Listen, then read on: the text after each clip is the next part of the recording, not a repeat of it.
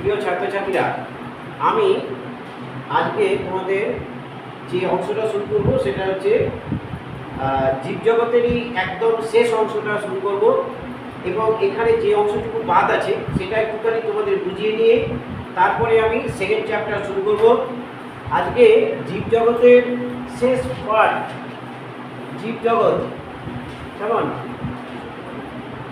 জীবজগতের শেষ অংশটা অর্থাৎ জীববৈচিত্র্যের সংরক্ষণ কীভাবে করা হয় সেই বিষয়টা আজকে আমি আলোচনা করব। যদিও তোমরা এই বিষয়টা ক্লাস 10-এ তোমরা পড়েছো, কিন্তু এখানেও আছে এবং 12-এও কিন্তু এটা আছে। যেমন এইবারই উচ্চ মাধ্যমিকে 12-এ যে প্রশ্নটা দিয়েছিল যে জাতীয় উদ্যানের সঙ্গে অভয়ারণ্যের পার্থক্য দিয়েছিল, এবারই মাত্র উচ্চ মাধ্যমিকে দিয়েছে। সুতরাং এগুলো কিন্তু খুবই ইম্পর্ট্যান্ট। এইগুলো আমরা ভাবি ক্লাস 10-এ আছে বলে পরে আসবে না, তা কিন্তু নয়। সব কিন্তু তোমাদের টাচ করে যেতে হবে, কেমন? অনেকটা একবার টাচ করলে আমরা লিখতে পারবো। আমরা আজকে যেটা পড়বো সেটা হচ্ছে জীববৈচিত্র্যের সংরক্ষণ। দেখো এখানে দেখো, জীববৈচিত্র্যের সংরক্ষণের উপায়, জীববৈচিত্র্যের সংরক্ষণের উপায়, জীববৈচিত্র্যের সংরক্ষণের উপায়। আমরা জানি যে জীববৈচিত্র্যকে দুটি উপায়ের মাধ্যমে আমরা সংরক্ষণ করতে পারি। এক হচ্ছে ইন সিটু সংরক্ষণ, ইন সিটু সংরক্ষণ। এই ইন সিটু সংরক্ষণ মানে কি? ইন সিটু সংরক্ষণ মানে হচ্ছে জীববৈচিত্র্যকে, ছোট ছোট করে আমরা লিখবো, খুব বেশি দরকার নেই। জীববৈচিত্র্যকে তার নিজস্ব বাসস্থানে, তার নিজস্ব বাসস্থানে বা নিজস্ব বাসস্থানে বা প্রাকৃতিক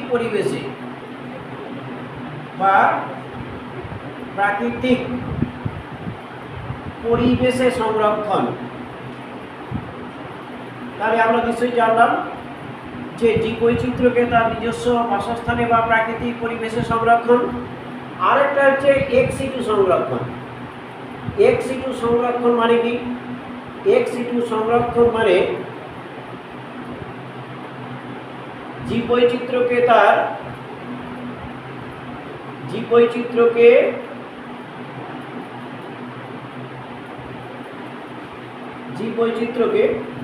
প্রাকৃতিক পরিবেশের বাইরে, প্রাকৃতিক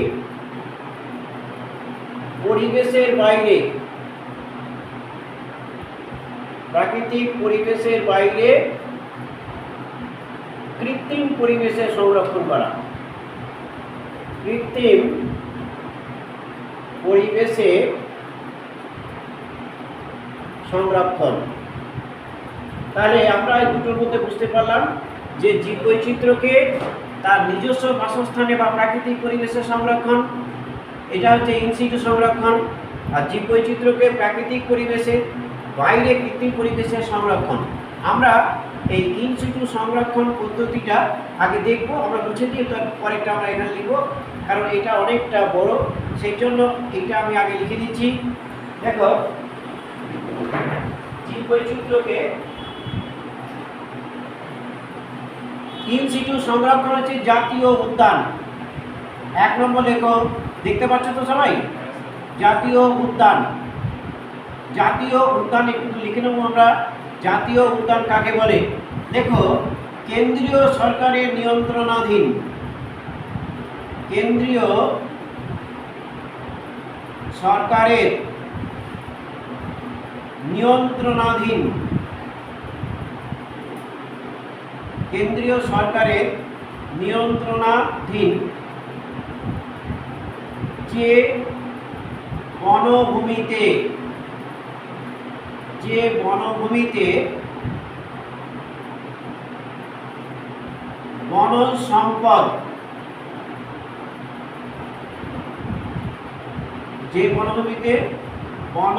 সম্পদ এবং বন্য প্রাণী স্থায়ীভাবে সংরক্ষণ করা হয়,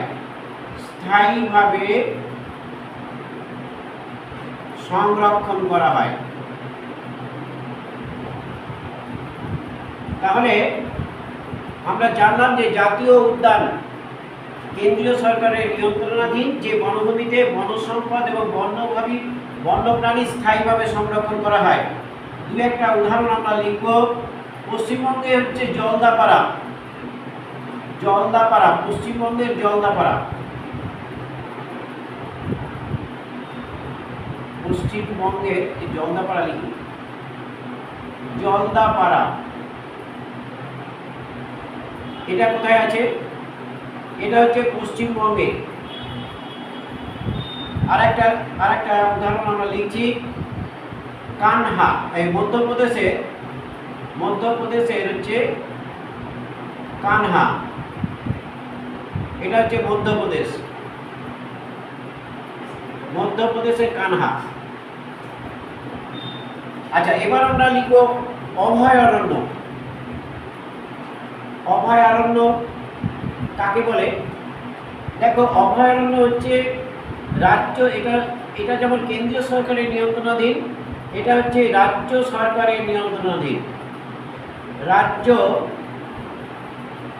সরকারের নিয়ন্ত্রণাধীন, এটা রাজ্য সরকারের নিয়ন্ত্রণাধীন যে অরণ্যে গাছপালার সঙ্গে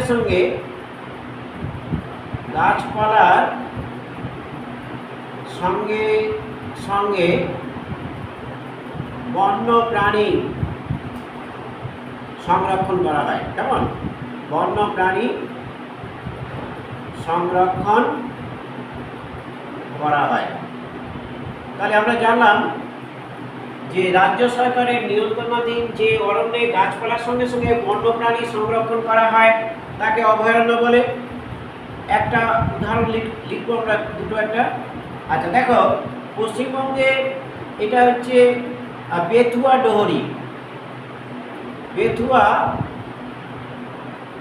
ডহরি, এটা কিন্তু পশ্চিমবঙ্গের মধ্যে অবস্থিত, এটা অভয়ারণ্য। নেক্সট হচ্ছে বন্দিপুরটা কোথায় আছে? বন্দিপুরটা হচ্ছে কর্ণাটকের বন্দিপুর। কেমন? তাহলে অভয়ারণ্য সম্বন্ধে আমরা জানলাম। নেক্সট আমরা জানব সংরক্ষিত বন কাকে বলে? সংরক্ষিত বন এটাও কিন্তু রাজ্য সরকারের নিয়ন্ত্রণাধীন, এটাও কিন্তু রাজ্য সরকারের নিয়ন্ত্রণাধীন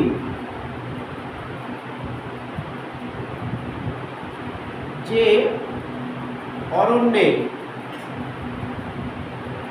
পর্যটকরা প্রবেশ করতে পারে না, পর্যটকদের প্রবেশ নিষেধ। যেমন প্রবেশ নিষেধ, কিন্তু গবেষকরা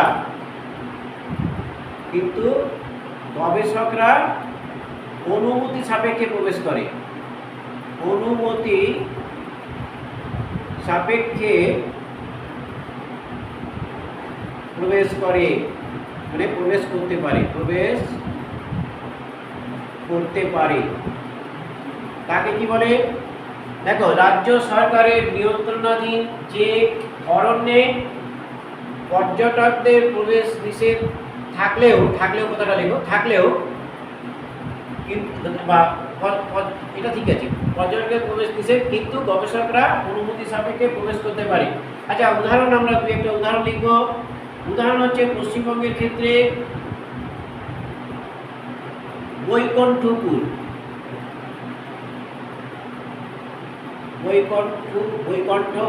বৈকুণ্ঠপুর হচ্ছে পশ্চিমবঙ্গের বৈকুণ্ঠপুর। আচ্ছা, আসামের কাজিরাঙা, এটা হচ্ছে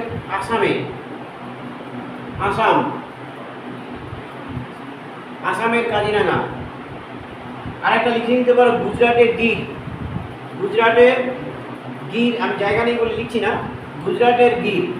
তাহলে তিনটে লিখছি এখানে, বৈকুণ্ঠপুর পশ্চিমবঙ্গ, কাজিরাঙা আসাম, আর আরেকটা কি বললাম, গুজরাটের গির। এটা লিখে নাও। এবার দেখো এখানে আরেকটা আছে গেম রিজার্ভ।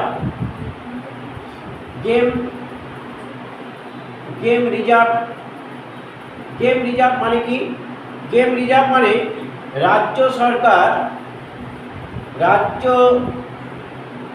সরকার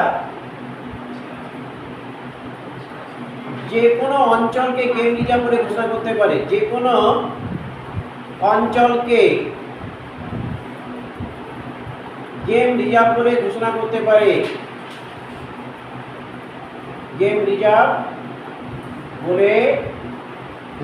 করতে পারে।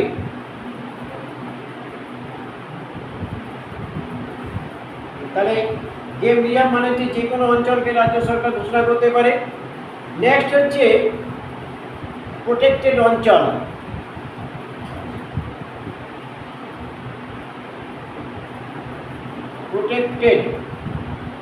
প্রোটেক্টেড অঞ্চল মানে কি? প্রোটেক্টেড অঞ্চল মানে হচ্ছে যে কোনো একটি যে বন্যপ্রাণী, অর্থাৎ বিপদগ্রস্ত যে বিপদগ্রস্ত বন্যপ্রাণীদের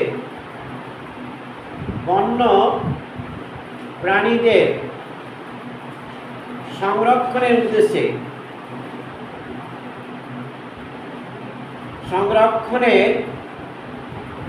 উদ্দেশ্যে রাজ্য সরকার কি করতে পারে? রাজ্য সরকার যে কোনো অরণ্যকে বা যে কোনো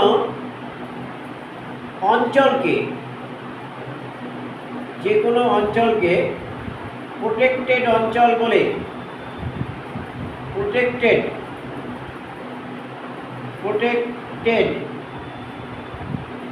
অঞ্চল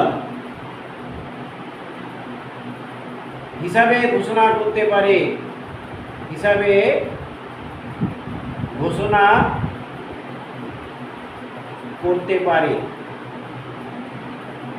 আচ্ছা, আর একটা আছে, সেখানে আমি প্রথম দিকটা বুঝে দিচ্ছি। এই জাতীয় অরণ্য এটা আমি বুঝে দিই। তাহলে এখানটা আমি যেটা এখানে একটু জায়গাটা নিয়ে নিই, এটা বুঝে দিই। এখানে দেখো, আর ওখানে জায়গা নেই বলে আমি এই পাশে লিখছি বায়োস্ফিয়ার রিজার্ভ। এটা খুব ইম্পর্টেন্ট। বায়োস্ফিয়ার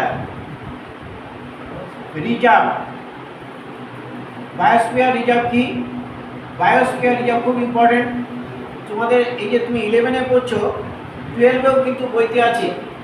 12-এর 4th সেমিস্টারে এই সমস্ত কিছু আছে, কিন্তু আবার আছে। অর্থাৎ তোমাদের এখানে সেই জন্য এখানেও পড়তে হবে। দেখো, বায়োস্ফিয়ার রিজার্ভ কি? আমরা জানি যে ইউনেস্কো, এটা মনে রাখবে, ইউনেস্কো এর ম্যাপ। এই ম্যাপ মানে কি?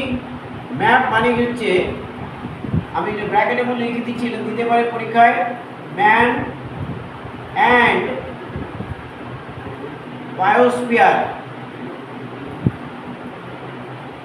Biosphere reserve. ম্যান অ্যান্ড মানে ম্যাপ এর কর্মসূচির অন্তর্গত। তাহলে ইউনেস্কো ম্যাপ এর কর্মসূচির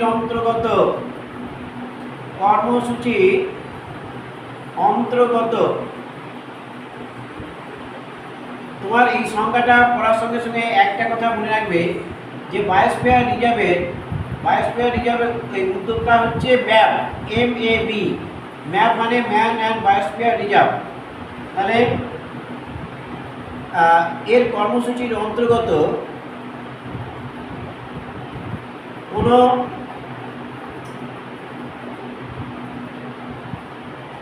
কোনো স্থলভূমি, কোনো স্থলজ বা জলজ বা স্থলজ পরিবেশ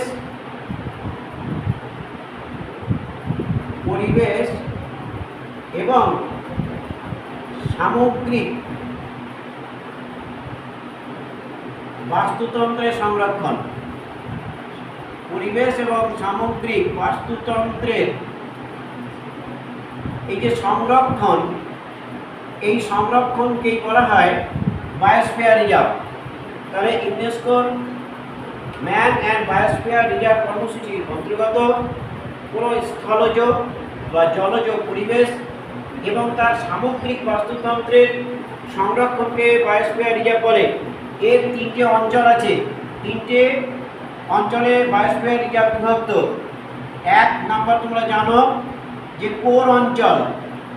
কোর অঞ্চল মানে একেবারে মাঝখানে যে অঞ্চলটা, যেখানে আইনগতভাবে প্রবেশ নিষেধ থাকে, এটা তোমরা জানো, পড়েছো নিশ্চয়ই, এখানে আমি লিখছি না। 2 নম্বর কি? 2 নম্বর হচ্ছে বাফার অঞ্চল, যেখানে সীমিত সংখ্যক লোকের প্রবেশের অধিকার থাকে। আর একটি হচ্ছে 3 নম্বর হচ্ছে যাকে বলে ট্রানজিশন অঞ্চল। তাহলে তোমাদের নিশ্চয়ই এটা একটু মনে রাখবে যে বায়োস্ফিয়ার রিজার্ভের 3টি অঞ্চলের নাম কি? কোর অঞ্চল, বাফার অঞ্চল এবং ট্রানজিশন অঞ্চল। তাহলে ইন সিটু সংরক্ষণটা আমরা মোটামুটি জানলাম। বায়োস্ফিয়ার রিজার্ভের বিভিন্ন নামগুলো তোমাদের আমি দিয়ে দিয়েছি, তাই তো? 10টা না 11টা মনে আছে তো সবার? একটু বুঝতে লাগবে। বলো তো দেখি কেউ একজন। নকরেক কোথায় অবস্থিত, কোন রাজ্যে? কারেক্ট, মেঘালয়। তুমি বলো তো দেখি গালফ অফ মান্নার কোথায় অবস্থিত?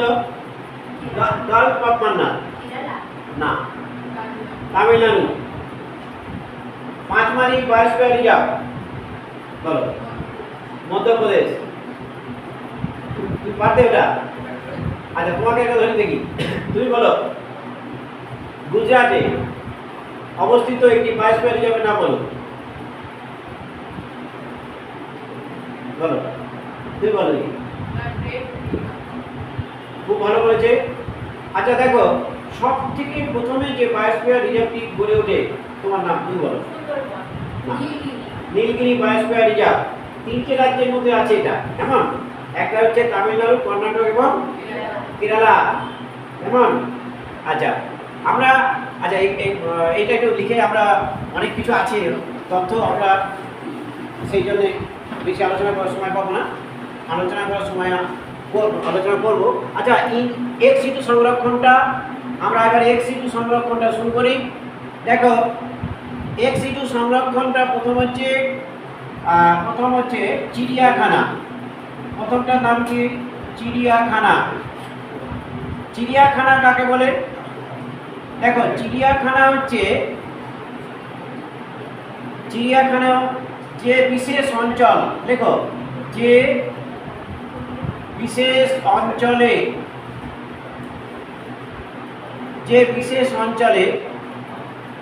দেশ বিদেশের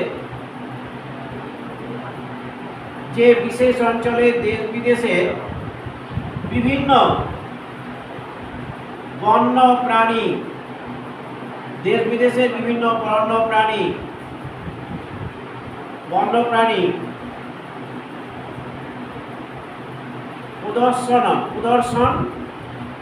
প্রদর্শনের জন্য এবং প্রজননের জন্য, পদই দুটো, প্রজননের জন্য সংরক্ষণ করা হয়। এটা মনে রাখবে, সংরক্ষণ করা হয়, তাকেই বলে চিড়িয়াখানা। যেমন আলিপুর চিড়িয়াখানা, তোমরা এটা জানো যে আলিপুর, অনেকেই গেছো, আলিপুর চিড়িয়াখানা। আলিপুর চিড়িয়াখানা এটা কোথায়? কলকাতা। আলিপুর চিড়িয়াখানা হচ্ছে কলকাতা বা পশ্চিমবঙ্গে লিখতে পারো। আচ্ছা, এবার আমি দেখো এখানে দার্জিলিংয়ে একটা চিড়িয়াখানা আছে, তার নাম হচ্ছে পদ্মজা নাইডু হিমালয়ান চিড়িয়াখানা।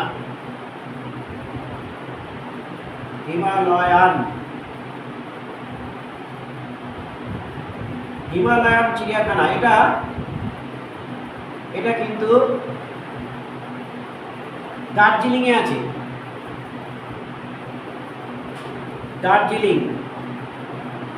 দার্জিলিংয়ের চিড়িয়াখানাটার নাম হচ্ছে পদ্মজা নাইডু হিমালয়ান চিড়িয়াখানা। দিল্লিতে আছে দিল্লি চিড়িয়াখানা। যাই হোক, দুটো চিড়িয়াখানার নাম লিখলাম, আলিপুর চিড়িয়াখানা কলকাতা। আচ্ছা, চিড়িয়াখানা সম্বন্ধে জানলাম। এবার আমরা জানবো সেটা হচ্ছে বোটানিক্যাল গার্ডেন। বোটানিক্যাল গার্ডেন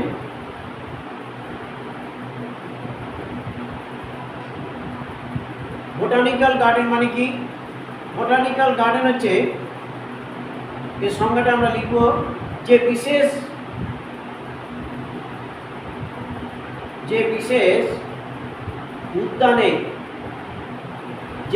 উদ্যানে কি করা হয়? বিশেষ উদ্যানে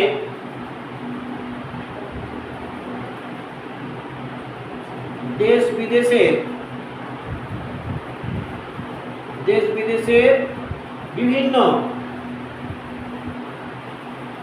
বিদেশের বিভিন্ন উদ্ভিদ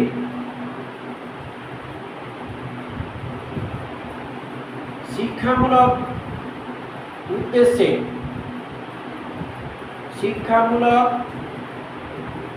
উদ্দেশ্যে বিজ্ঞানসম্মত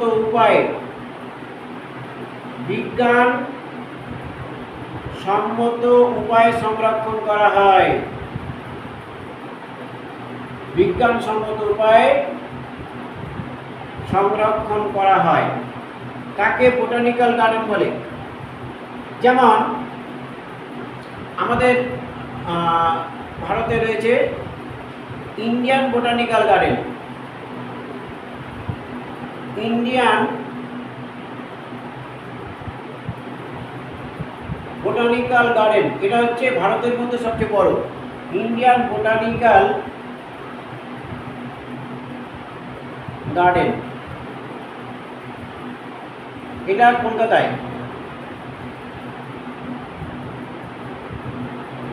আছে।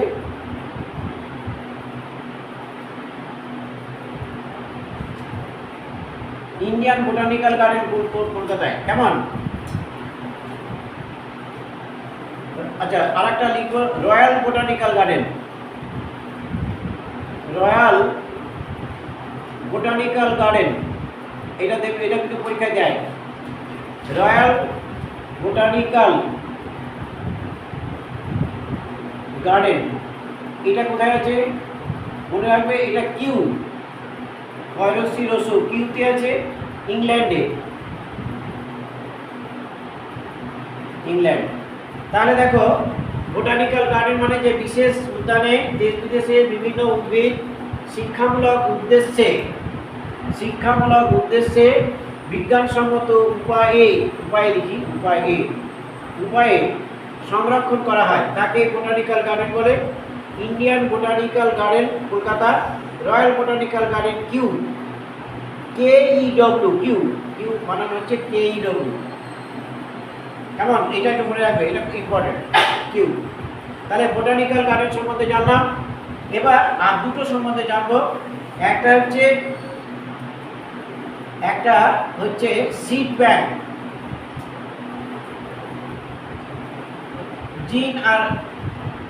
জিন এবং বীজ জিন এবং বীজ ব্যাংক, জিন এবং বীজ ব্যাংক, এটা মানে জিন এবং বীজ যেগুলোকে সংরক্ষণ করা হয়। এরকম আছে সিড, মিলেনিয়াম সিড ব্যাংক,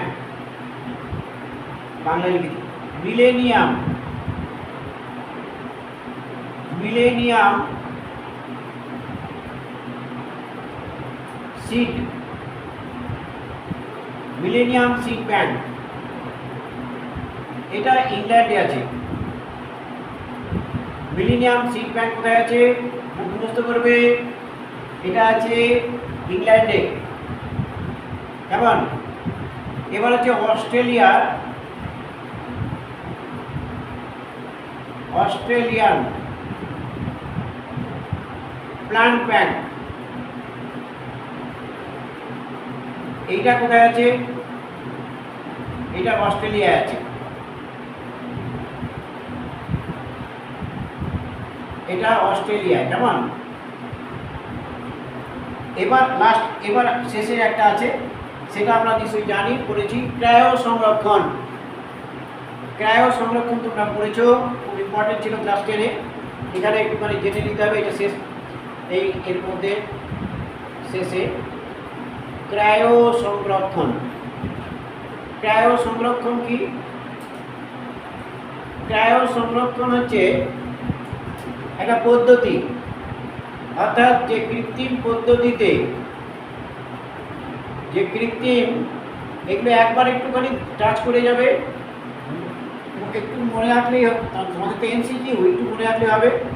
-1 তরল নাইট্রোজেনে, তরল -196 ডিগ্রি সেন্টিগ্রেড তাপমাত্রায়, -196 ডিগ্রি সেন্টিগ্রেড তাপমাত্রায় সে তরল নাইট্রোজেনে, তাই তো? কি বলছে বলো? এটা তাহলে যে কৃত্রিম পদ্ধতিতে -196 ডিগ্রি সেন্টিগ্রেড তাপমাত্রায় তরল নাইট্রোজেনে কি কি সংরক্ষণ করা হয়? উদ্ভিদের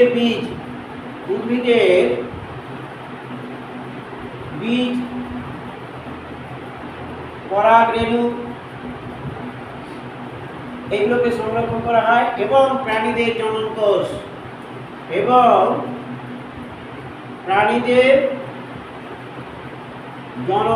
সংরক্ষণ করা হয়।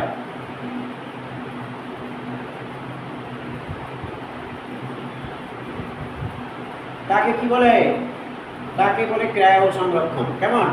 তোমরা ওখানে নিশ্চয়ই পড়েছিলে যে ভিট্রিফিকেশন বলে একটা কথা বলেছে, ভিট্রিফিকেশন, ধীরে ধীরে খুব কম তাপমাত্রায় রাখলে উৎসেচক কার্যকর হয় না, আর উৎসেচক যদি কার্যকর না হয় তাহলে জিনিসটা বুঝবে না।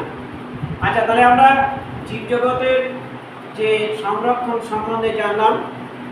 দেখো, জীববৈচিত্র্য যে সংরক্ষণের উপায়গুলো একবার আমরা একটু দেখে নেব, আর কিছুই নেই এখানে, বুঝে দেবো এগুলো। আচ্ছা, আমরা আজকে যেটা পড়বো সেটা হচ্ছে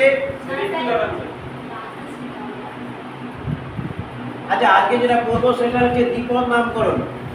এটা একটু দেখে নিতে হবে, দ্বিপদ নামকরণ।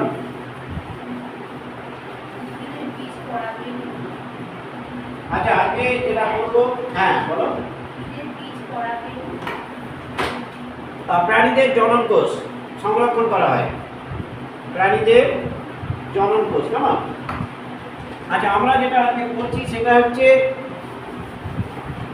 দ্বিপদ নামকরণ।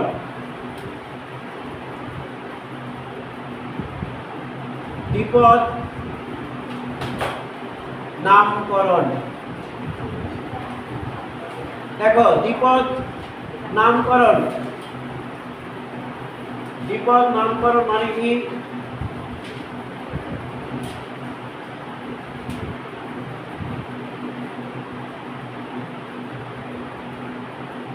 Binomial nomenclature.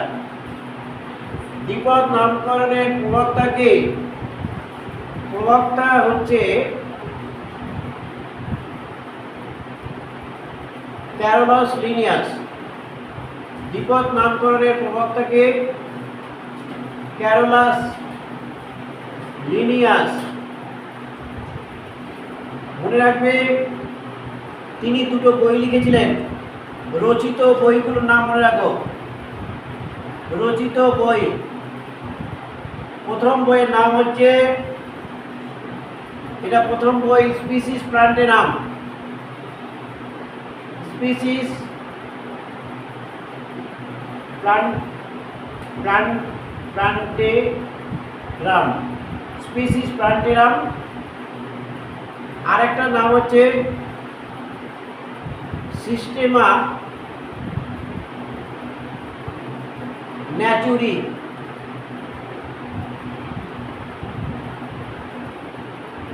তাহলে এই দুটো বই তিনি লিখেছিলেন, স্পিসিস প্ল্যান্টারাম আর সিস্টেমা ন্যাচুরি। দেখো প্রথম বইটা হচ্ছে স্পিসিস প্ল্যান্টারাম, নামটা বুঝতে পারছো, উদ্ভিদের নামকরণের জন্য তিনি এই বইটা লিখেছিলেন। পরবর্তীকালে তিনি এইটা লিখেছিলেন। এবার দেখো এই যে নামকরণের নিয়ম, উদ্ভিদের নামকরণের নিয়মের জন্য যে সংস্থা, উদ্ভিদ নামকরণের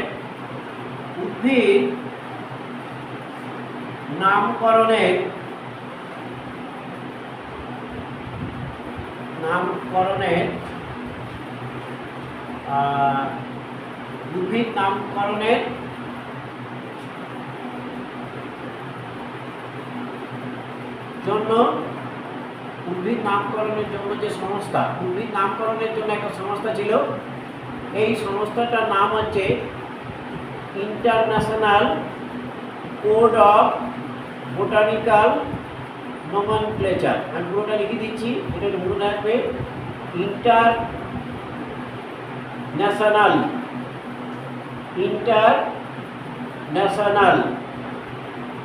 আইতে ইন্টারন্যাশনাল, সিতে কোড অফ বোটানিক্যাল,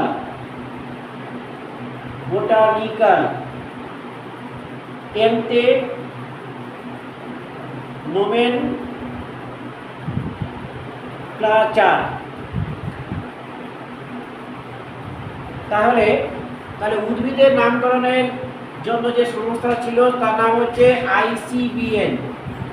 এবার দেখো প্রাণীদের নামকরণের যে সংস্থা, প্রাণীদের নামকরণের সংস্থা, প্রাণীদের নামকরণের জন্য যে সংস্থা ছিল তার নাম কি? তার নাম হচ্ছে ICZN। একই নাম, এরকম লিখবে, ইন্টারন্যাশনাল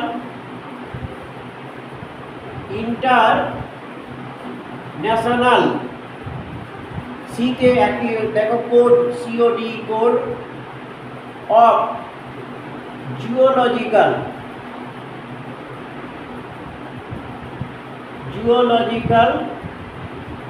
নোমেনক্লেচার।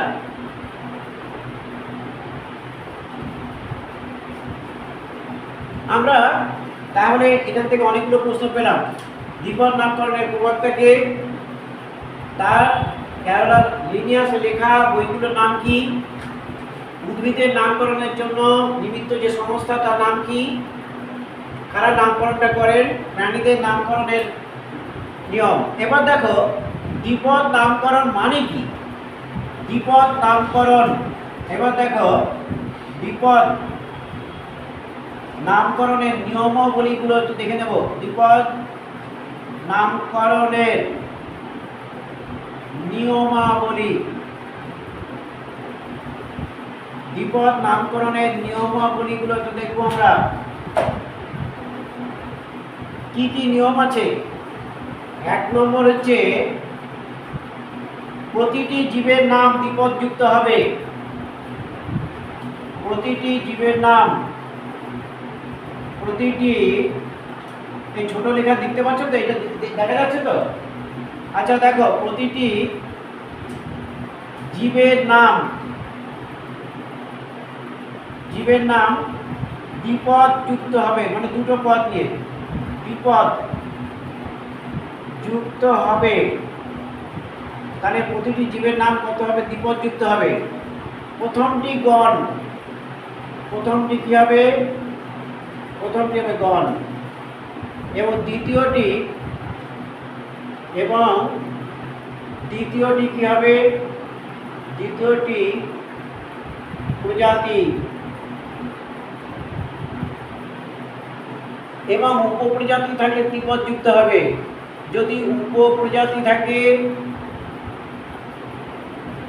তাহলে উপপ্রজাতি থাকলে ত্রিপদ যুক্ত হবে। উপপ্রজাতি থাকলে কি হবে? ত্রিপদ হবে, ত্রিপদ যুক্ত হবে। কেউ একজন বলো তো ত্রিপদ যুক্ত একটা নাম বলো তো। Correct, Homo sapiens sapiens. প্রথম স্যাপিয়েন্স হচ্ছে প্রজাতি, তারপর একটা উপপ্রজাতি। গণ হচ্ছে হোমো, প্রথমটা হচ্ছে গণ, তারপরে হচ্ছে দুটো প্রথম স্যাপিয়েন্স হচ্ছে প্রজাতি, তারপরে স্যাপিয়েন্সটা হচ্ছে উপপ্রজাতি। তাহলে নিশ্চয়ই বুঝতে পেরেছো। দেখো এবার দ্বিপদ নাম কিসে লিখব? দ্বিপদ নাম ল্যাটিন ভাষায় লিখতে হবে। ল্যাটিন, দ্বিপদ নাম ল্যাটিন ভাষায়, এবং ইটালিক অক্ষরে লিখতে হবে।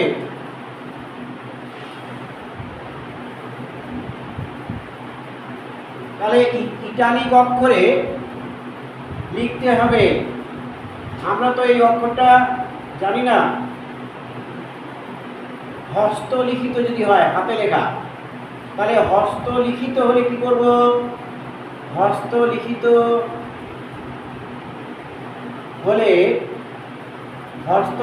হলে নিম্ন রেখিত হবে, মানে নিচে দাগ দিতে হবে, নিম্ন রেখিত হবে, অর্থাৎ নিচে দাগ দিতে হবে। কেমন? যদি যখন আমরা হাতে লিখবো নিম্ন, হস্তলিখিত হলে নিম্ন রেখিত হবে। 3 নম্বর দেখো, এই যে প্রথমটা যে আমি বলছি গণ, গণের নামের প্রথম অক্ষর বড় হাতের হয়। গণের নামের প্রথম অক্ষরটা, প্রথম অক্ষর, গণের নামের প্রথম যে বানানের যে প্রথম অক্ষরটা কি হবে? প্রথম অক্ষর বড়, বড় হরফে, এবং প্রজাতির প্রথম অক্ষর কিন্তু ছোট হরফে লিখতে হবে, ছোট হরফে লিখতে হবে।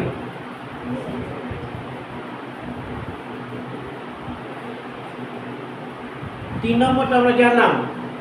4 নম্বর দেখো, 4 নম্বর হচ্ছে অগ্রাধিকার আইন। এটা খুব মনে রাখতে হবে।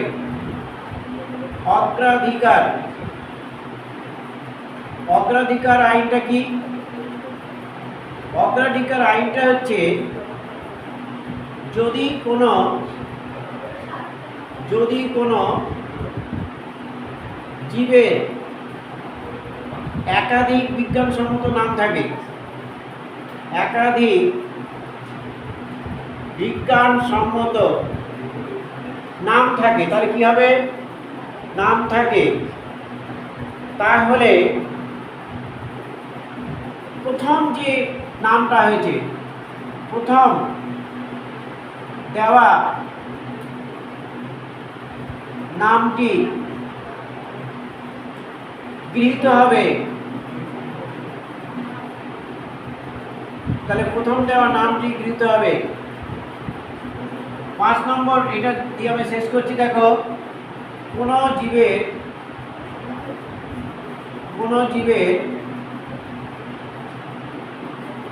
বিজ্ঞানসম্মত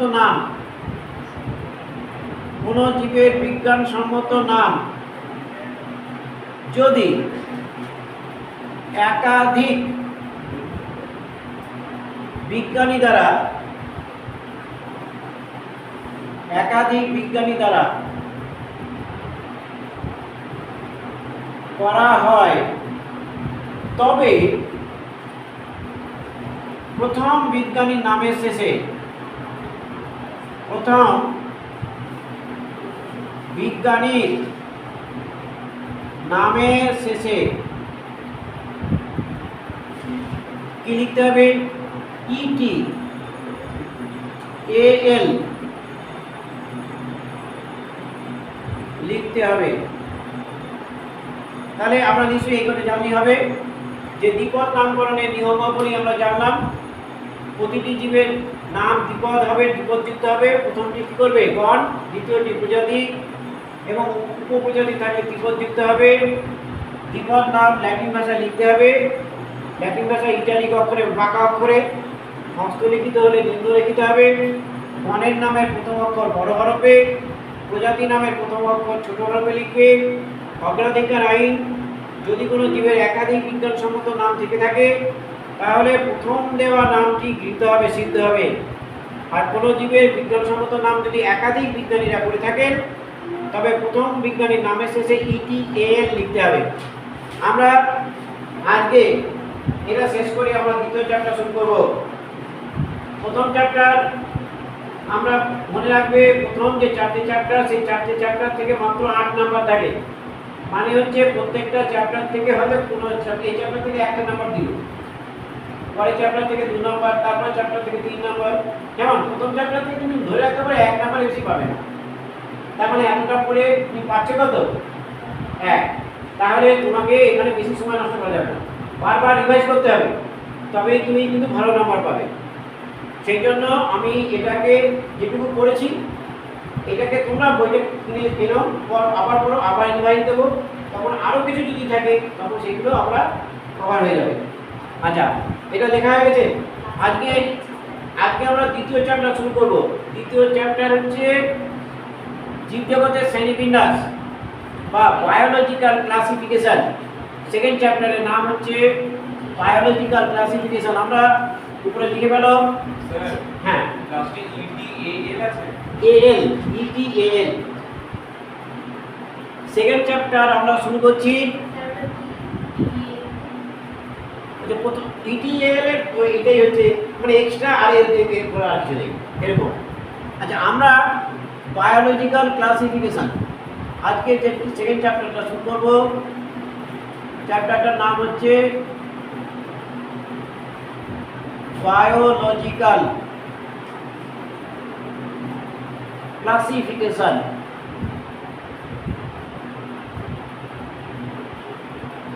বায়োলজিক্যাল ক্লাসিফিকেশন,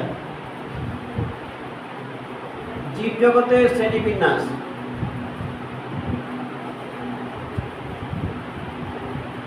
জীবজগতের শ্রেণীবিন্যাস, এটা হচ্ছে আমাদের চ্যাপ্টার নাম্বার 2। আজকে আমরা চ্যাপ্টার নাম্বার 2 আমরা শুরু করছি। চ্যাপ্টার নাম্বার 2 নিশ্চয়ই তোমরা প্রথম চ্যাপ্টারটা আমরা শুরু করেছি ক্লাস 11 এর সেকেন্ড চ্যাপ্টার। এটা হচ্ছে সেমিস্টার 1। তোমরা জানো নিশ্চয়ই যে সেমিস্টার 1 এর এখন এইটা 4টে সেমিস্টার আছে তোমাদের। সেমিস্টার 1 এ থাকে যেটা, সেটা হচ্ছে এমসিকিউ। সেমিস্টার 2 তে থাকে রিটেন এক্সাম, আবার সেমিস্টার 3 তে আবার এমসিকিউ, সেমিস্টার 4 এ আবার রিটেন। তাহলে এই হচ্ছে তোমাদের সিস্টেম।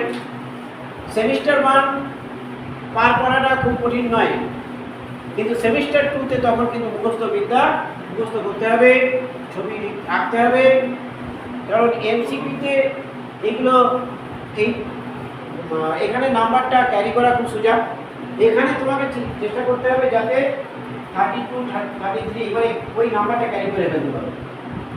এটাকে মনে রাখতে হবে। আমরা যারা পড়িয়েছি তাদের তো এরকম নাম্বার হয়েছে। যাই হোক, 12 ছেলে মেয়েদের হয়েছে, খুব ভালো নাম্বার হয়েছে। ওরা খুব পড়ুয়া। আমাকে একটু ভালোবাসে ওরা। যাই হোক, আমিও হার্ড অ্যান্ড সোলোদের জন্য চেষ্টা করেছি। যদি কেউ পড়ুয়া হয় তার জন্য আমি খুব চেষ্টা করতে পারি, কারণ আমার দিক থেকে কোনো ঘাটতি তুমি পাবে না। তোমরা পড়লে হতো, তোমরা পড়তে পারলে আমি তোমাকে অনেক সারাক্ষণ পড়াতে পারি। আচ্ছা যাই হোক, আমি ফার্স্ট চ্যাপ্টারের অনেক বিজ্ঞানসম্মত নাম আছে, আমি লেখাতে পারলাম না, তোমরা বই থেকে একটু পড়ে নিও। যেমন ধরো আমি 10টা 12টা নাম পড়ে যাচ্ছি, কারণ লেখাতে গেলে ওই ফার্স্ট চ্যাপ্টার লেখাতে গেলে আমার অনেক সময় চলে যাবে ওই নামগুলো। যেমন ধরো গাছের নামগুলো আমি বলি, ধান, ধান গাছের নাম বই নিশ্চয়ই আছে, তোমাদের কিনে ফেলেছ। ধান গাছের বিজ্ঞানসম্মত নাম আমি এক এক করে বলে যাই, বইটা খুলবে, বইটা পড়বে। ধান গাছের বিজ্ঞানসম্মত নাম হচ্ছে ওরাইজা স্যাটিভা, গম গাছের হচ্ছে টিটিকাম এস্টিভা, ভুট্টা গাছের হচ্ছে জিয়া মেইস, সর্ষে গাছের হচ্ছে সোরিয়া রোবাস্টা, জবা গাছের হচ্ছে হিবিস্কাস রোজা সাইলেন্সিস। ধান, আচ্ছা এরপরে আর কি কি গাছ আছে? আচ্ছা পাটের নাম হচ্ছে কর্পোরাস ক্যাপসুলারিস। আচ্ছা তারপরে ধান, গম, ভুট্টা। আচ্ছা নারকেল গাছের নাম হচ্ছে কোকোস মুসিফেরা। আচ্ছা তারপরে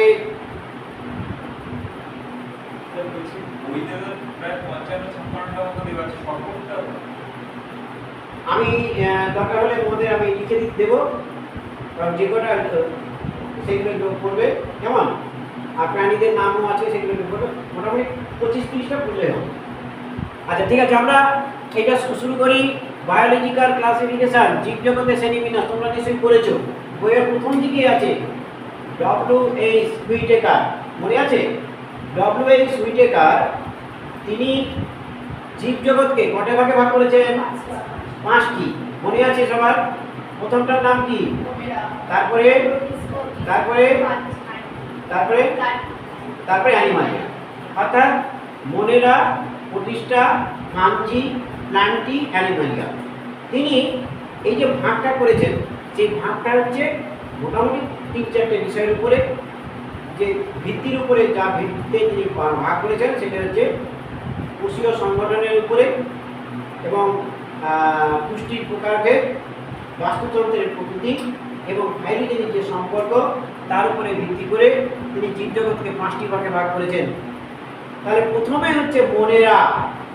আমি আজকে মোনেরা দিয়ে শুরু করব। তাহলে প্রথম রাজ্যের নাম কি?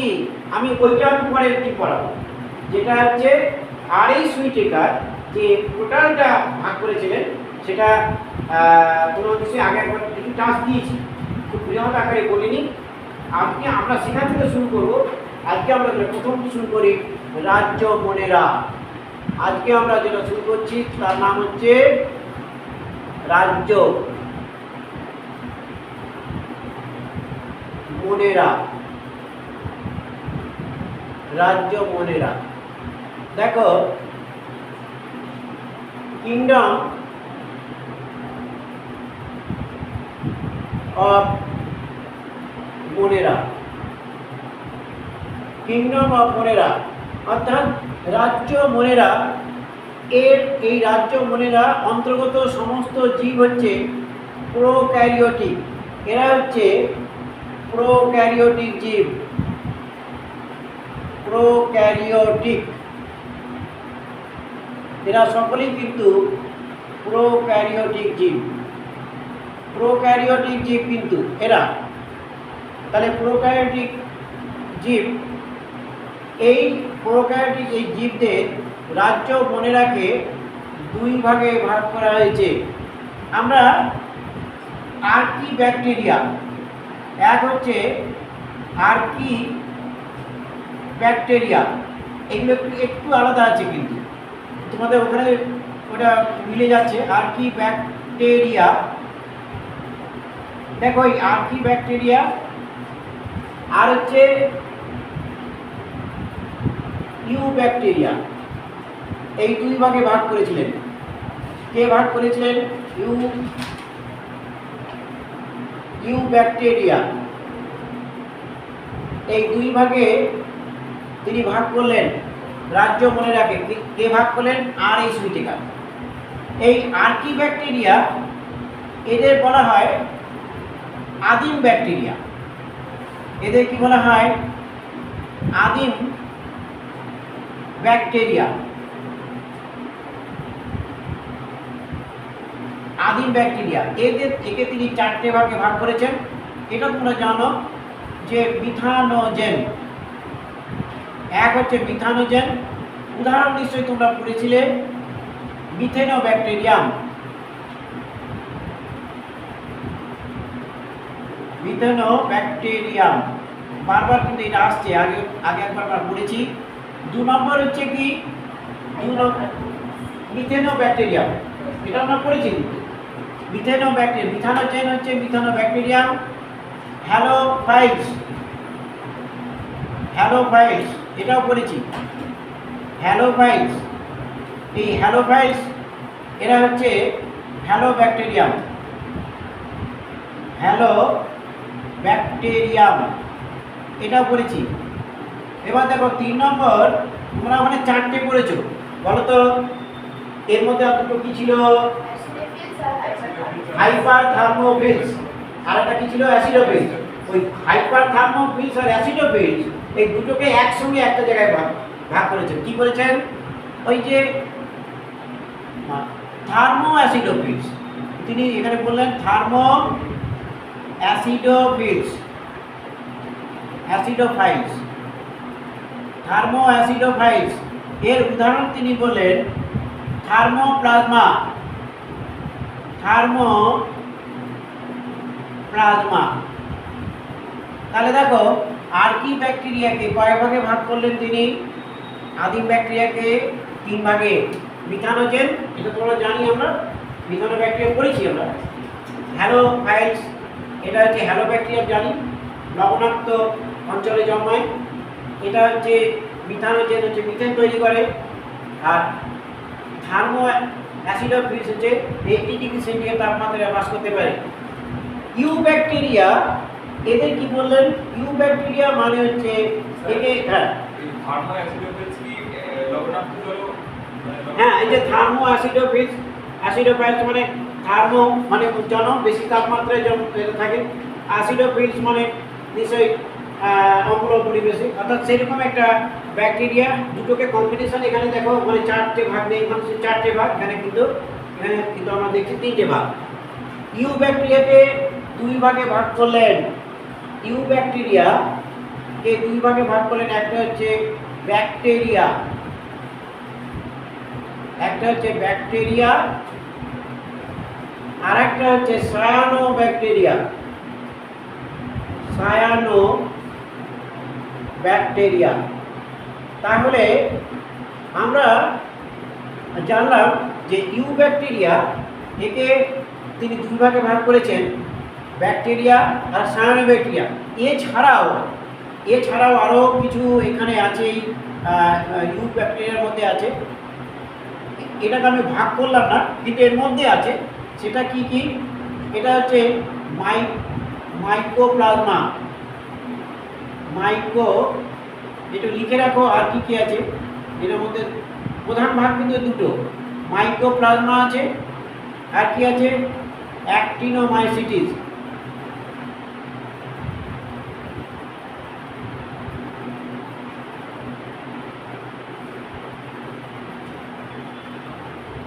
অ্যাক্টিনোমাইসিটিস। আর একটা আছে রিকেটসি। তাহলে এই যে 3টে এইগুলো আছে, তাহলে মাইকোপ্লাজমা, অ্যাক্টিনোমাইসিটিস, রিকেটসি এগুলো আছে। তাহলে ইউ ব্যাকটেরিয়া, আজকে আমি এই ব্যাকটেরিয়ার ছবি আঁকবো এবং তার বিভিন্ন অংশ, পেন্সিল আছে তো সবার কাছে? আচ্ছা, এটা বুঝে দিচ্ছি। আজকে আমি ব্যাকটেরিয়ার ছবি আঁকবো এবং তার বিভিন্ন পয়েন্টিং করবো, তাতে আমরা বিভিন্ন শর্ট কোশ্চেন আমরা বুঝতে পারবো। ছবি আঁকার সঙ্গে সঙ্গে বুঝতে পারবো ব্যাকটেরিয়ার অংশগুলো কী কী।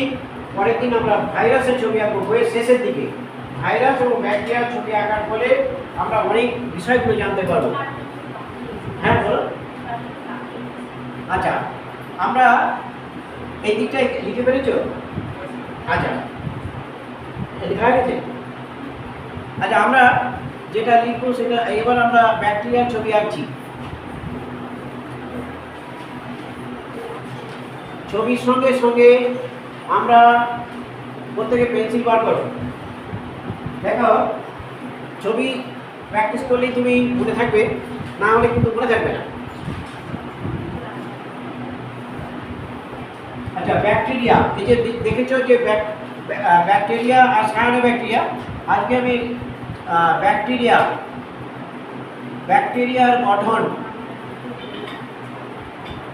ব্যাকটেরিয়া, তাহলে ব্যাকটেরিয়া কাকে বলে একটুখানি আমরা জেনে নিই, তারপরে আমরা এই সংজ্ঞাটা লিখব। ব্যাকটেরিয়া কাকে বলে, এরকম প্রশ্ন থাকবে না, কিন্তু জানতে তো হবে ব্যাকটেরিয়া কি। দেখো, ব্যাকটেরিয়া কিন্তু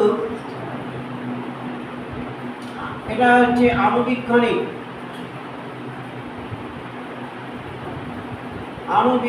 কেমন এককোষী,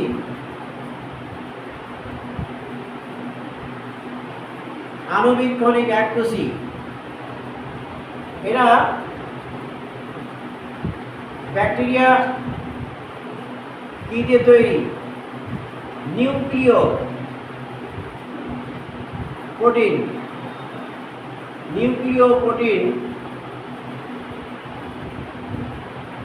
নির্মিত বা নিউক্লিয় প্রোটিন যুক্ত। তাহলে আণুবীক্ষণিক এককোষী নিউক্লিয় প্রোটিন যুক্ত।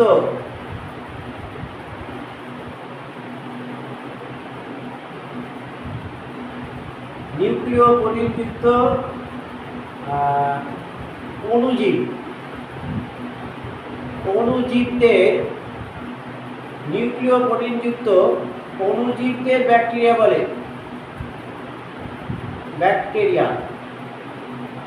অণুজীবদের কি বলে? ব্যাকটেরিয়া বলে। তাহলে ব্যাকটেরিয়া কাকে বলে আমরা জানলাম, আণুবীক্ষণিক এককোষী নিউক্লিয় প্রোটিনযুক্ত অণুজীবদের কি বলে? ব্যাকটেরিয়া বলে। ব্যাকটেরিয়াকে উদ্ভিদ বলে কেন? আমরা ছবি আঁকলে বুঝতে পারবো যে ব্যাকটেরিয়ার উদ্ভিদের মতো কোষ প্রাচীর আছে, ব্যাকটেরিয়া অঙ্গজনন সম্পন্ন করে, ব্যাকটেরিয়াতে ক্লোরোফিল থাকে, ব্যাকটেরিয়া উদ্ভিদের মতো ব্যাপন প্রক্রিয়ায় জলীয় বাষ্প শোষণ করতে পারে। অর্থাৎ এই যে বিভিন্ন বৈশিষ্ট্যগুলো ব্যাকটেরিয়ার মধ্যে আছে, সেই জন্য ব্যাকটেরিয়া একটি প্রাণী হলেও ব্যাকটেরিয়াকে উদ্ভিদ বলে। ব্যাকটেরিয়ার ছবি আমরা আঁকবো। এবার আমরা এটা মুছে দিই। দেখো, ব্যাকটেরিয়ার গঠন বা ব্যাকটেরিয়ার চিত্র অঙ্কন করে তার বিভিন্ন অংশগুলো চিহ্নিত করো। ব্যাকটেরিয়ার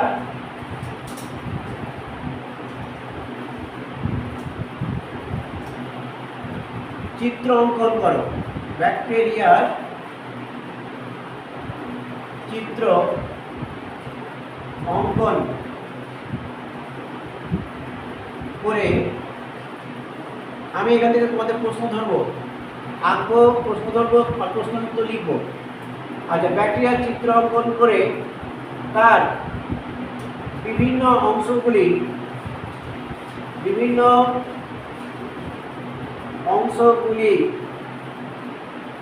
চিহ্নিত করো।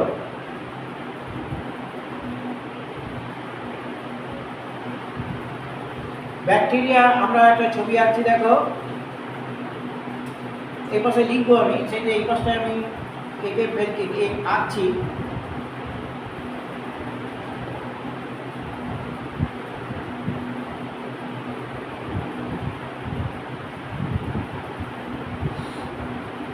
এই যে ব্যাকটেরিয়া এঁকেছি, এই ব্যাকটেরিয়ার একদম এখানে লেয়ার, 3টে লেয়ার থাকবে, পাতলা করে একটা লেয়ার থাকছে।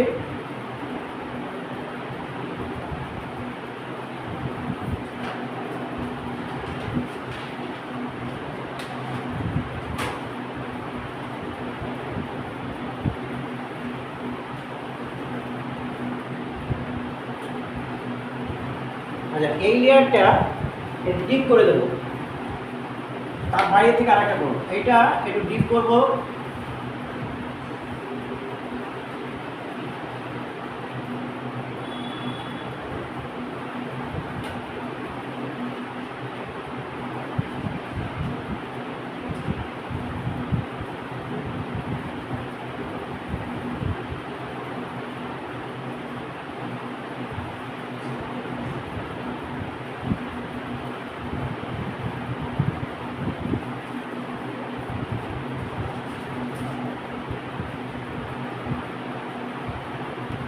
এরপরে এর বাইরে একটা লেয়ার করবো, সেটা ফাঁকা রাখবো কিছু এখানে।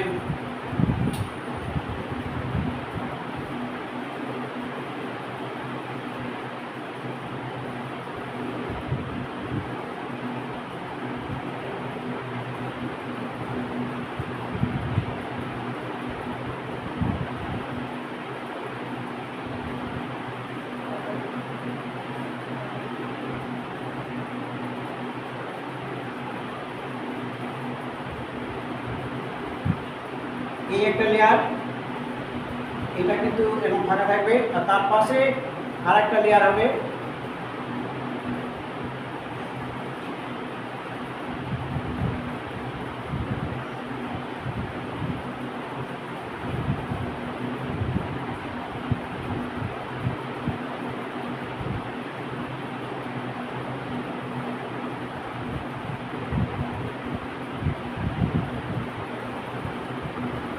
আমরা 3টে লেয়ার রেখেছি। দেখো এই 3টে লেয়ারে একদম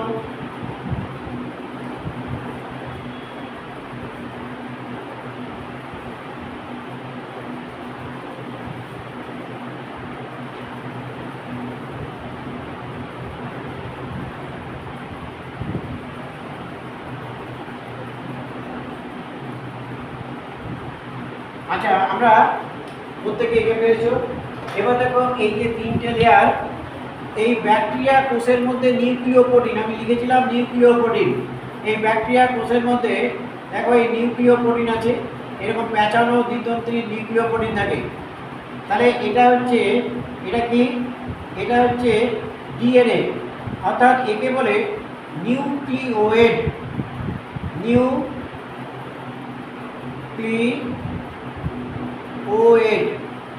nucleoid.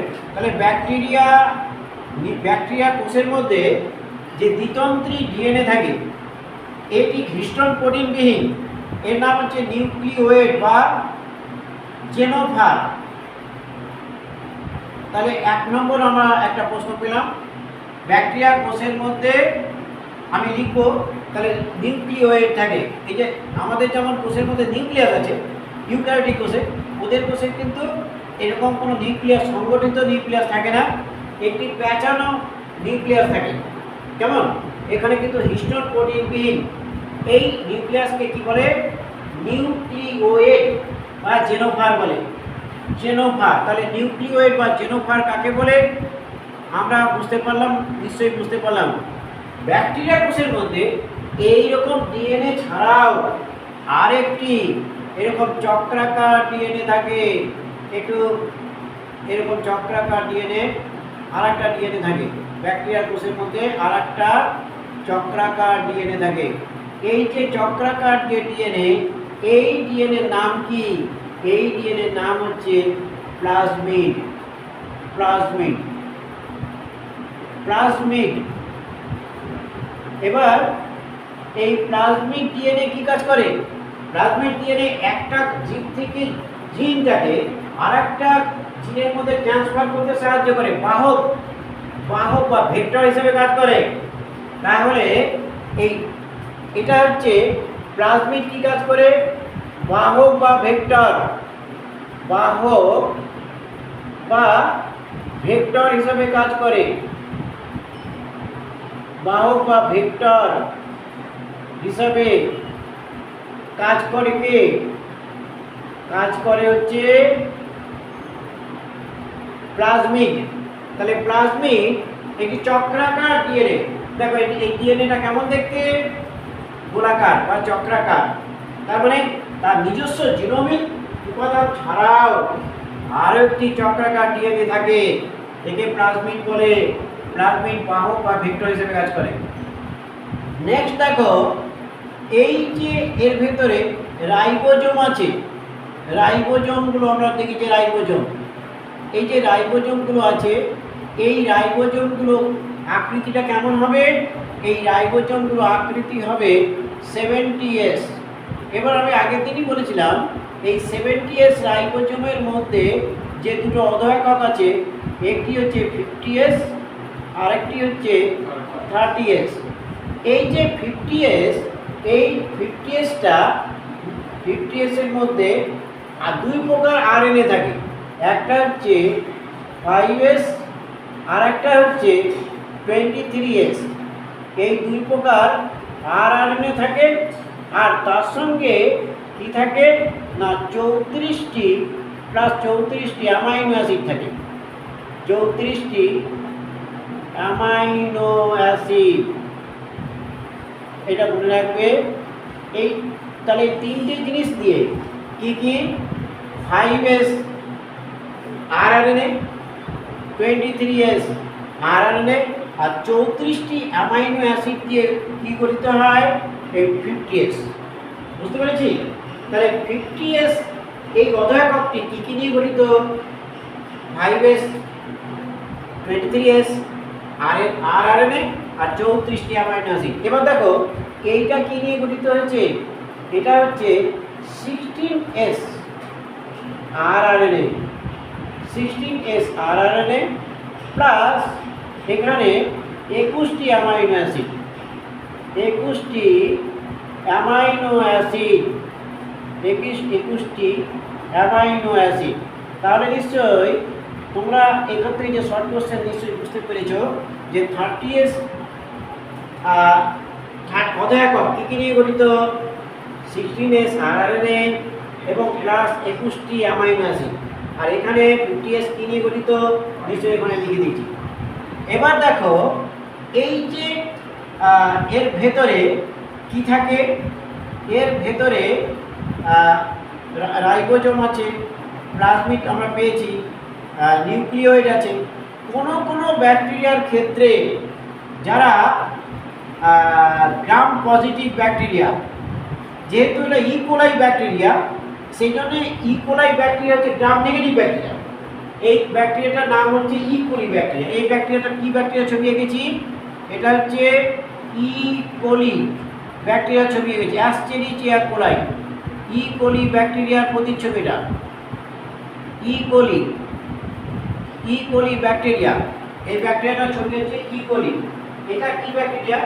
Gram negative E. coli bacteria.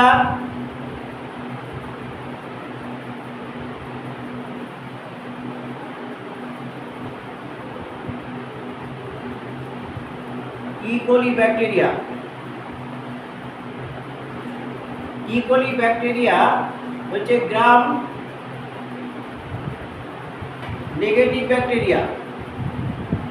কেন নেগেটিভ ব্যাকটেরিয়া বলো তো কেউ একজন? ক্রিস্টাল ভায়োলেট দ্বারা রঞ্জিত করলে নজর নেয় না, সেই জন্য এটি গ্রাম নেগেটিভ ব্যাকটেরিয়া। তাহলে গ্রাম নেগেটিভ ব্যাকটেরিয়ার ক্ষেত্রে কিন্তু আমরা দেখতে পাবো না। কি দেখতে পাবো না? ওর ভেতরে মেসোজোম বলে একটা উপাদান আমরা দেখতে পাবো না। হ্যাঁ, গ্রাম নেগেটিভ ব্যাকটেরিয়া মানে কি? তার কোনো ভর নেই। গ্রাম নেগেটিভ তার মানে ক্রিস্টাল ভায়োলেট বলে একটি রঞ্জক উপাদান, তার সঙ্গে আয়োডিন, এই দুটোকে যদি আমরা রঞ্জিত করি তাহলে এর যে কোষ প্রাচীর আছে সেই কোষ প্রাচীর রংটা নেয় না। তাহলে যে ব্যাকটেরিয়া রং নেবে তাকে বলবো গ্রাম পজিটিভ, যে ব্যাকটেরিয়া রং নেবে না তাকে কি বলবো? Gram negative. তাহলে অ্যাস্টেরিচিয়া কোলাই এই ব্যাকটেরিয়াটা হচ্ছে গ্রাম নেগেটিভ ব্যাকটেরিয়া। যদি গ্রাম নেগেটিভ ব্যাকটেরিয়া হয় তাহলে এদের যে এই কোষ পর্দা সাইটোপ্লাজমের ভেতরে ভাঁজ হবে না, সেখানে অন্য ব্যাকটেরিয়ার ক্ষেত্রে গ্রাম পজিটিভ ব্যাকটেরিয়ার ক্ষেত্রে এই গঠনটা দেখা যায়। সেই জন্য আমি এটা আলাদা করে এখানে আমি ছবিটা আঁকছি না। এই একটা ব্যাকটেরিয়া, এই ব্যাকটেরিয়া এটা হচ্ছে গ্রাম পজিটিভ ব্যাকটেরিয়া, অন্য একটি ব্যাকটেরিয়া। এই ব্যাকটেরিয়ার ক্ষেত্রে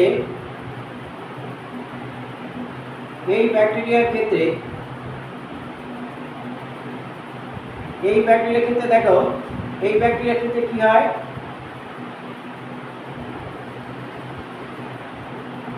এই যে কোষ পর্দা, এখানে আমি দেখানো হয়নি, আমি দেখাবো। এই কোষ পর্দার ভেতরের দিকে ভাঁজ হয়ে এইরকম একটি গঠন তৈরি করে। এই যে একটা গঠন তৈরি করেছে এরকম, আবার এইখান থেকে এটা এরকম আবার একটা, আচ্ছা একটু বড় করে আঁকলে তোমাদের একটু সুবিধা হবে।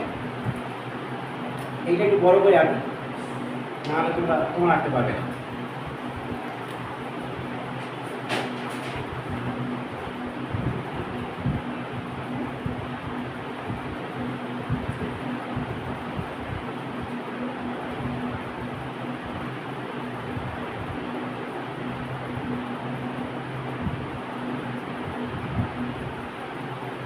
এই যে এটা যে গঠিত হয়েছে, দেখো এই যে সাইটোপ্লাজম, এই যে কোষপর্দা, এটা হচ্ছে কোষপর্দা। এই কোষপর্দা ভেতরের দিকে ভাঁজ হয়ে একটা থলির মতো গঠন তৈরি করেছে। এর নাম হচ্ছে মেসোজম। এর নাম হচ্ছে মেসোজম।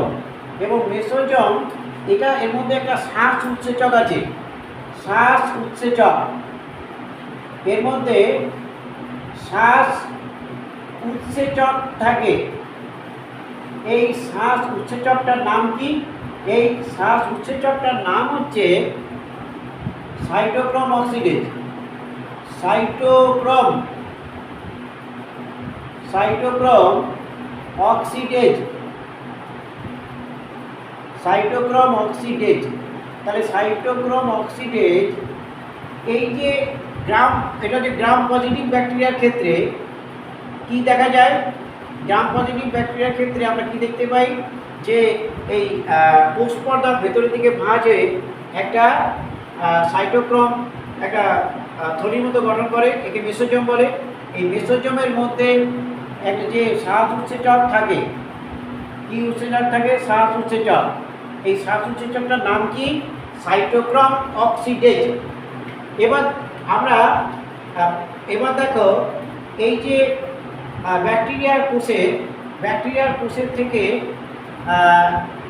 এখানে আমরা দেখব যে ব্যাকটেরিয়ার কোষের এখান থেকে কিছু এইগুলো মুছে দিতে হবে আমার। এইগুলো কি মুছে দেবো আমি? লেখা হয়ে গেছে সবার? আচ্ছা, এই দিকটা যখন লেখা হয়ে গেছে আমি এটা মুছে দিই। এবার দেখো, এই দিকটা একটু মুছে দিচ্ছি। এবার আমরা এখানে দেখো, এই যে ব্যাকটেরিয়া কোষের একেবারে ভেতরের দিকে, একেবারে বাইরের দিকে স্তর আছে। আচ্ছা, এটা আমি একেবারে বাইরের দিকটা শুরু করি। ব্যাকটেরিয়ার কোষের একেবারে বাইরের দিকে যে স্তর, তার নাম হচ্ছে ক্যাপসুল। বাইরের দিকের স্তরটার নাম কি? দেখো, ক্যাপসুল। বাইরের দিকের স্তরটির নাম ক্যাপসুল। ক্যাপসুল কেমন? না, ক্যাপসুল হচ্ছে কি দিয়ে তৈরি? ক্যাপসুল হচ্ছে পলিস্যাকারাইড দিয়ে তৈরি। পলিস্যাকারাইড। আমি পরের দিন বর্ণনা লিখে দেবো, আজকে শুধু এইটুকু তোমরা বাড়িতে বসে দেখবে। পলিস্যাকারাইড দিয়ে তৈরি। কি দিয়ে তৈরি? পলিস্যাকারাইড। পলিপেপটাইড, প্রোটিন ইত্যাদি দিয়ে তৈরি। প্রধান উপাদান এটা লিখতে পারো পলিস্যাকারাইড। তাহলে ক্যাপসুল হচ্ছে পলিস্যাকারাইড। পিচ্ছিল, এটা হচ্ছে পিচ্ছিল। স্লাইম স্তর। তাহলে ব্যাকটেরিয়ার কোষের বাইরে যে আবরণটা থাকে তার নাম কি? এটা 1 নম্বর আবরণ। ব্যাকটেরিয়া কোষের বাইরে আবরণটির নাম হচ্ছে ক্যাপসুল। কি দিয়ে তৈরি? পলিস্যাকারাইড। এটি পিচ্ছিল স্লাইম স্তর। কঠিন যখন হয়, কঠিন হলে তার নাম হয় ক্যাপসুল। কঠিন হলে তখন তার নাম হয়ে যাবে ক্যাপসুল। তাহলে ব্যাকটেরিয়ার কোষের এটা কোথায় আছে? তার ভেতরে দেখো একটা স্তর আছে। এই ভেতরের স্তরটির নাম হচ্ছে কোষ প্রাচীর। তাহলে ব্যাকটেরিয়া কোষের কোষ প্রাচীরের বাইরে যে আবরণটি আছে তার নাম ক্যাপসুল। তাহলে ব্যাকটেরিয়া কোষের এই যে মাঝখানে যে সাদা এই যে জায়গাটা দেখছো, এই স্তরটার নাম কোষ প্রাচীর। উদ্ভিদ কোষের ক্ষেত্রে কোষ প্রাচীর তো সেলুলোজ, পেকটিন ইত্যাদি তৈরি, কিন্তু এই ব্যাকটেরিয়ার ক্ষেত্রে এটা কিন্তু পেপটাইডোগ্লাইকান দিয়ে তৈরি। দেখো, পেপটাইডোগ্লাইকান। তাহলে পেপটাইডোগ্লাইকান দিয়ে তৈরি। যদি বলে ব্যাকটেরিয়া কোষে এটা দ্বিতীয় স্তর, তাহলে ব্যাকটেরিয়া কোষের বাইরের দিকে সেলুলোজ এই ক্যাপসুল, তার ভেতরে থাকে কি কোষ প্রাচীর, কি দিয়ে তৈরি? পেপটাইড ও গ্লাইক্যান দিয়ে তৈরি। কেমন? এবার